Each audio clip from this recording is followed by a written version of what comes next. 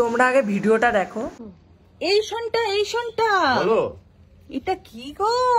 অমরনাথ তো যেতে পারিনি, ঘরেই বরফের বানিয়ে নিলাম।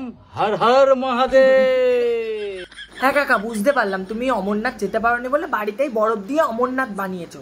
তুমি শিবলিঙ্গ বানিয়েছো, শিবলিঙ্গে তুমি ফুল দিচ্ছ, সব ঠিক আছে, সব ঠিক আছে, ঠিক আছে, সবই ঠিক আছে। কিন্তু তুমি এটা কি সেরেছো? মুখের মধ্যে কালো নীল রং দিয়ে ওজালা, বাড়িতে ওজালা বেশি হয়ে গেছিলো, ওজালা দিয়ে তুমি নীল রঙের তুমি শিব ঠাকুর সেজেছো। তুমি দেখোনি কোনোদিনও শিব ঠাকুরের ফটো? শিব ঠাকুর কেমন হয় জানো না তুমি? হ্যাঁ, একটা শিব ঠাকুর সেজেছো তুমি, শিব ঠাকুর। হ্যাঁ, শিব ঠাকুর যে তোমার মাথায় ত্রিশূল ছুঁড়ে মারেনি, এটাই বড় কথা, এটাই বড় কথা। ঠিক আছে, তাড়াতাড়ি গিয়ে মুখটা ধো, না ত্রিশূল না যাই হোক, হাতের সামনে যা পাবে তাই ছুঁড়ে মারবে। কিন্তু মহাদেব আলাদাই লজিক ক্যারি করে ভাইয়েরা, আলাদাই লজিক ক্যারি করে। আবার এনার বউটাকে কি বললো, একটা কি বলে, বাবাই বললো নাকি সন্টা মনটা কি সব বললো, মানে এটা কি মানে টাইম, মানে অফুরন্ত টাইম ভাই, এদের অফুরন্ত টাইম ভাই। কাজকর্ম না থাকলে এসবই করে এরা।